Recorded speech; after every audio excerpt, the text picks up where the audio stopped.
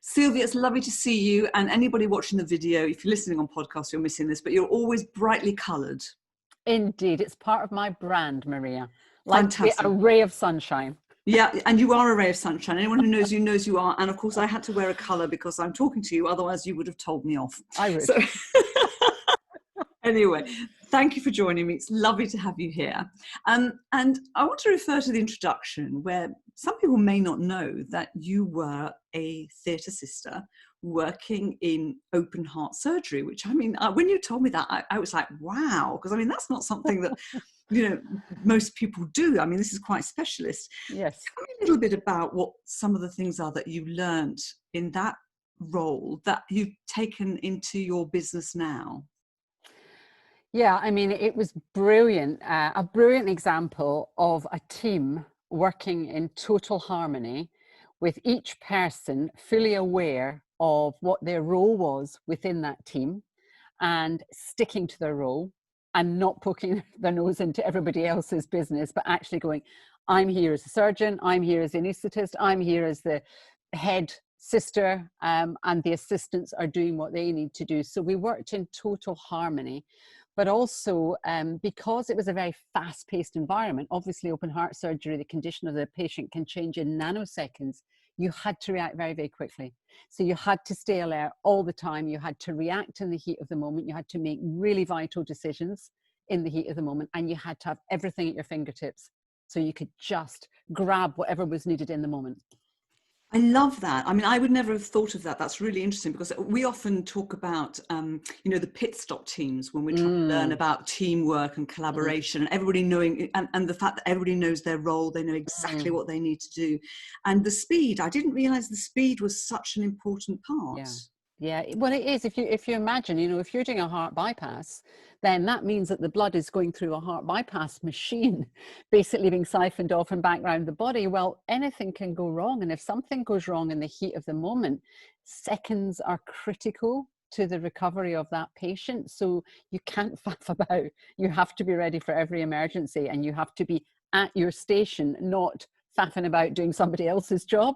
So, the teams were really well trained, the tasks were absolutely allocated and they stuck to those tasks and they were experts in their own area rather than being that proverbial jack of all trades that were brought up to be. That's really, I love that. I think there's so many lessons for business there, so many fantastic parallels. I really love that. And I know you know of him, and I'm a fan of Atul Gawande's book, The Checklist Manifesto, Atul being a surgeon. And it is very much what he says about the fact that everybody knows exactly what they're doing, and he uses the checklist to make sure that everybody follows the same process. He also talked about the importance of people really getting to know each other and having a relationship, because I understand sometimes that when you go into theatres, you might not work with the same team every time. Yes, indeed. Yeah, no, it was really important to have time when we could get to know each other on a personal level. And obviously, you can't get on well with everybody. But, as a theatre sister, you soon began to learn which teams worked best together, who naturally got on with each other and who rubbed each other up the wrong way. So when you were doing the schedule and the rotas for who was on together, you took that into account and made sure you had the ideal team working together, a bit like you do in a business. That's fascinating, because I know that you are really interested in understanding what motivates people, what their talents are, how to get the best out of them. And it's all about, we're going to go a bit deeper into that. And I can see where it all comes from. It all fits together, doesn't it? It's great. It's great. Going back to the checklist, you've written a couple of books yourself that really are, in a way, aren't they? They're checklists to help people. Tell us a little bit about those. Well, the first one I wrote, which was How to Build a More Powerful Personal Presence, was a time when I was involved in running networking groups. And I was trying to help women who were, a lot of them starting up in business, develop more of a personal brand and stand out, because a lot of them had had time out for kids and they were coming into the workplace, creating a new business and feeling they've completely lost touch with the business world. So it was to help them realize that everybody's got something of value to offer and to give them ways in which they could stand out for the right reasons. So as well as running workshops on it, I thought it'd be really ideal to create a checklist, a top tips book that they could just go into, read a tip a day and reinforce some of that learning and put it into practice. That's excellent, really excellent. Are you going to share the second book as well? Yeah, the second book's all about speaking. And one of the things, as you know, you have to do in networking is stand up and do the scary elevator pitch.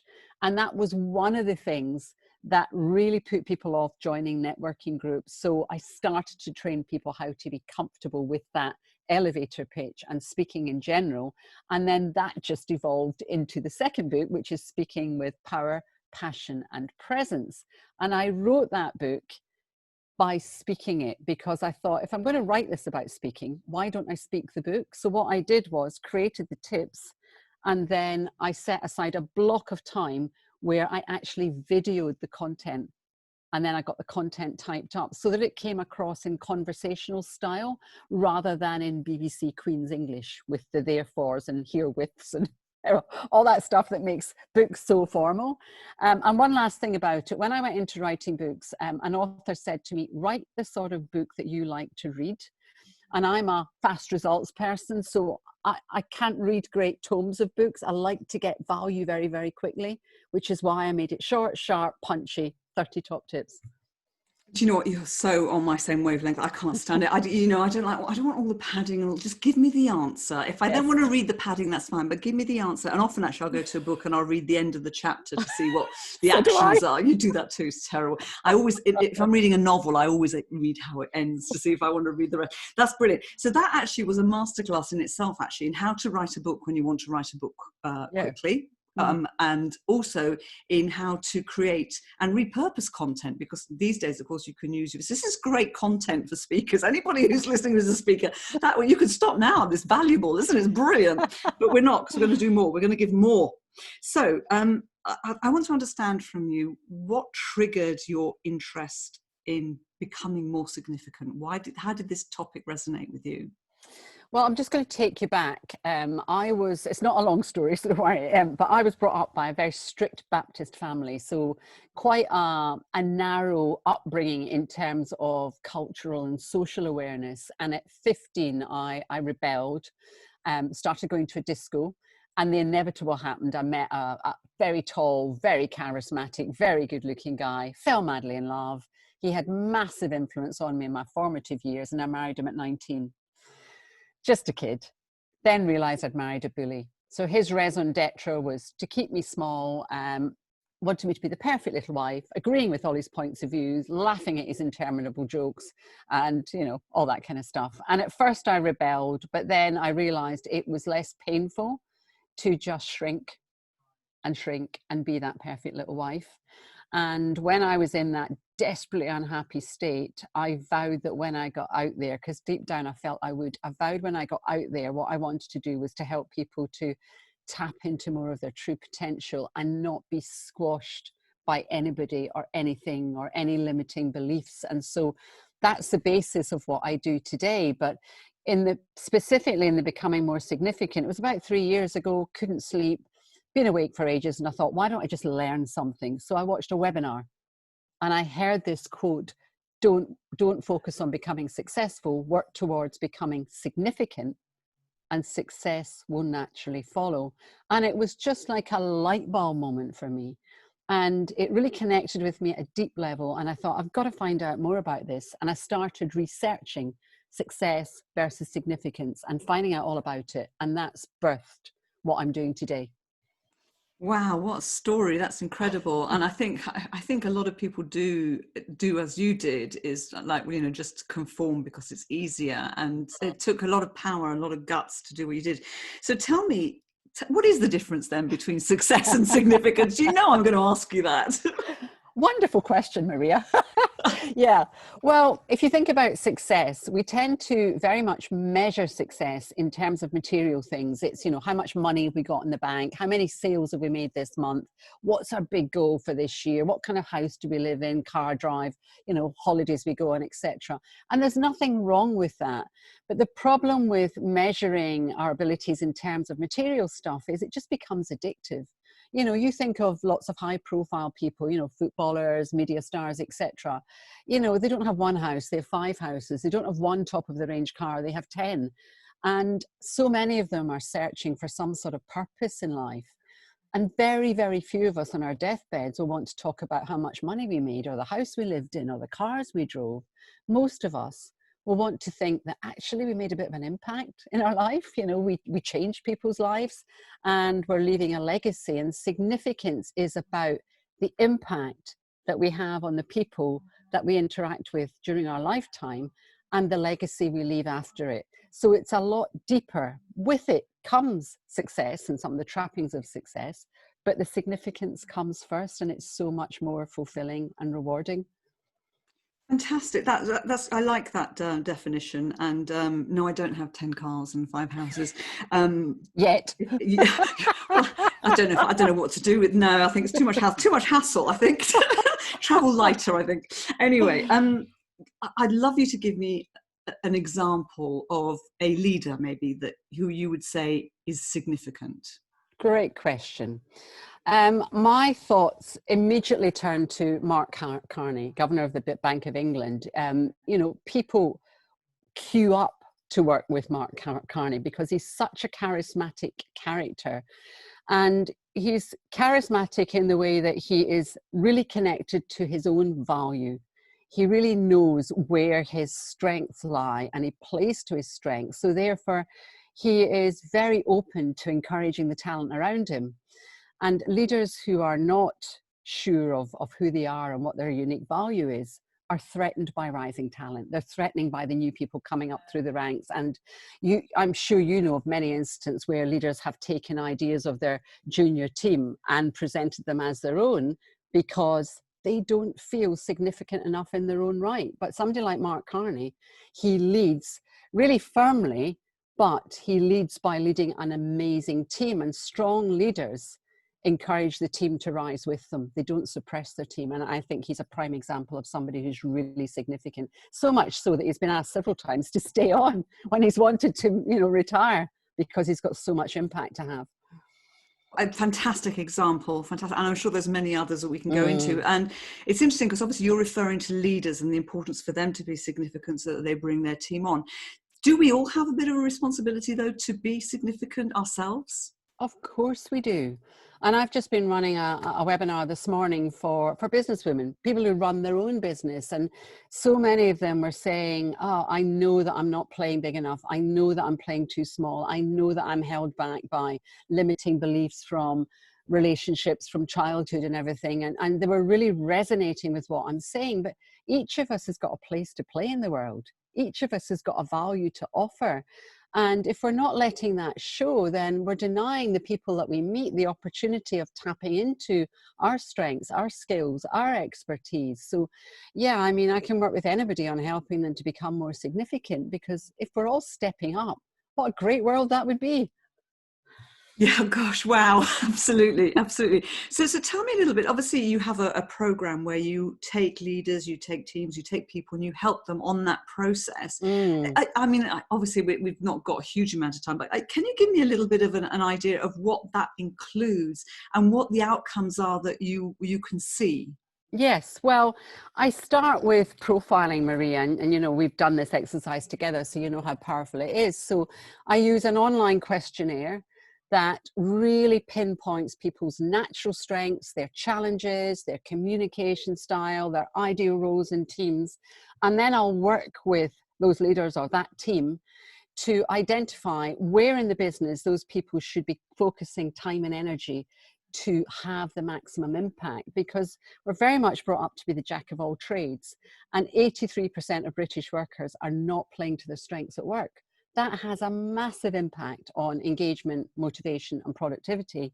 So what I'm doing is going, right, who have we got here and how can we utilize their skills in the best possible way? Because when they're engaged and when they're playing to their strengths, they're fired up, they're productive, and ultimately the business is more profitable.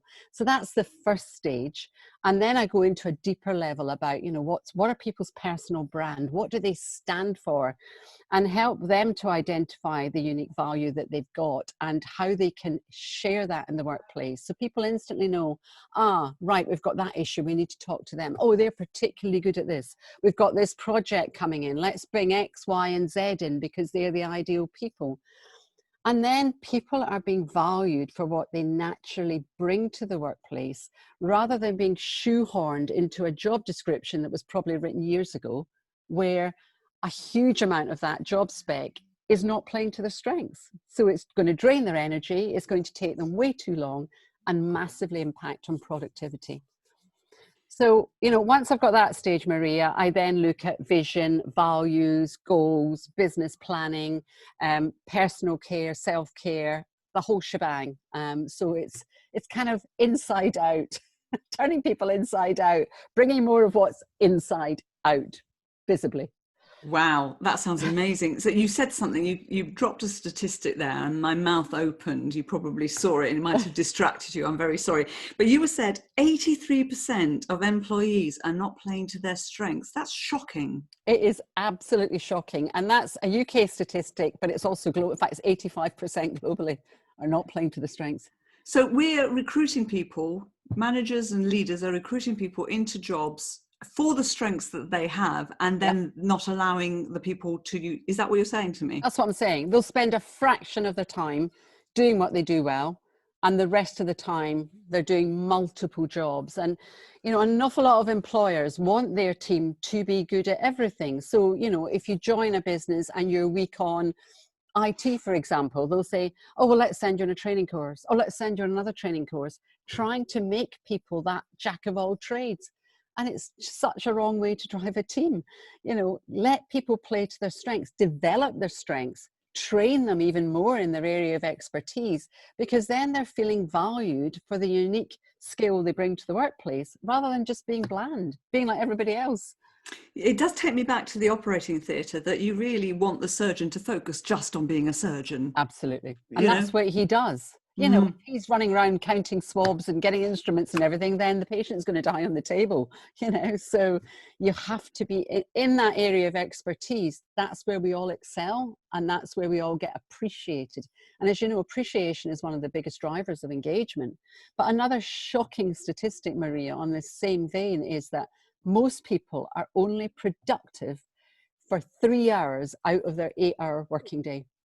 You see, that one I knew because earlier on in our podcast series, I spoke to the productivity ninja. And I think he said it was 2.5 hours. Wow. And that it was like, wow, and then I sort of started looking at my day and my life, and I thought, actually, do you know what? That's the time when I'm at my most, at my best, is that 2.5 hours in reality. And then the rest is all a bit, rubbish, but you still have to do it. Otherwise it all piles up. But no, so yes, I'm not shocked by that one, but it's amazing. It's amazing. He did shock me at the time. So yeah, you're on the same page. So tell me, we're recording this at the time of lockdown. It's by the time it goes out, I'm hoping we're not still locked down, but who knows? So being significant, in a way, I don't know. I think I know the answer to this. Is it more important now than ever? Oh, absolutely, Maria. And you think, when have we ever stopped the world for 7 weeks? Well, we're going into eighth week of lockdown now. When have we been able to be just stepping off the planet almost and taking stock of where we are and what we're doing? This is just such a unique time, and a lot of people are taking stock right now, and they're actually sitting back and thinking, what's it all about? Particularly with the threat to our mortality that COVID-19 has brought. Suddenly we're all thinking, well, what if this was my last month, 2 months, whatever, on life, on the planet, what would I want to be doing?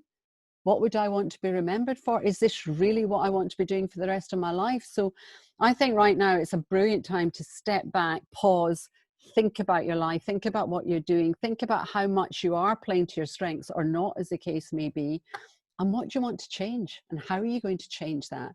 Also, I think at the moment, because we're in lockdown, being significant in your own right, being visible for the value you can share is incredibly important. And as you know, I'm doing a lot of that through webinars. And when you're really strong in what you've got to offer and your own value, then you can get yourself out there really authentically. And that's wonderful. And it doesn't matter how you deliver it, as long as you're delivering that value and supporting people. You're absolutely right. And yeah, whether it's webinars or on stage, and who knows how long we're going to be online for.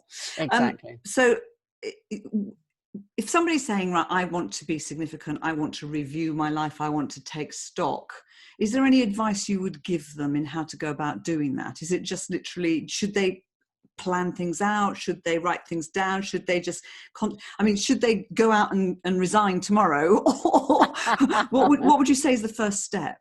Well, I always think you should work with a coach or a mentor or somebody who can actually ask you those questions and keep asking you the questions. Because I think the problem with just sitting down and writing out on your own, you'll get the answers that you want to put down there. Whereas a coach will go, but why are you saying that? What does that mean? Where's that going to take you? What's that going to look like? So I would always say, if you can, work with somebody else on this. I mean, a first step is to sit down and brainstorm with yourself and look at it and try and scope out some sort of plan, some sort of idea of what you would like your life to look at. If you don't like your life now, what's wrong with it? What don't you like about it? What do you like about it? What do you need more of in your life? Is it leisure time? Is it travel time? Is it more time with family? Do you need to be fitter? Do you need to be healthier? What is it that you want? So you can start by brainstorming with yourself. But then I think it's so important to work with somebody who can keep you accountable and keep you moving forward and ask the right questions. But one key thing, Maria, is if you haven't done a profile in the last 5 years, take one. I was going to ask you that. Can individuals take profiles? Can you offer that to them? Fantastic. Yes, it's on my website. And it's such a great way of getting real clarity on where your natural strengths lie, where your challenges lie, how you can be more in flow, be more effective. And then you can start to think about, right, what kind of role could I actually play to my strengths in at least 80% of the time? Because as you say, we all have to do a bit of the stuff that we don't like doing. But it's minimizing that. It's delegating stuff, as I know you do to your team and as I do to my virtual team, delegating the stuff that takes us way too long to do and drains our energy because it takes us away from where we add most value.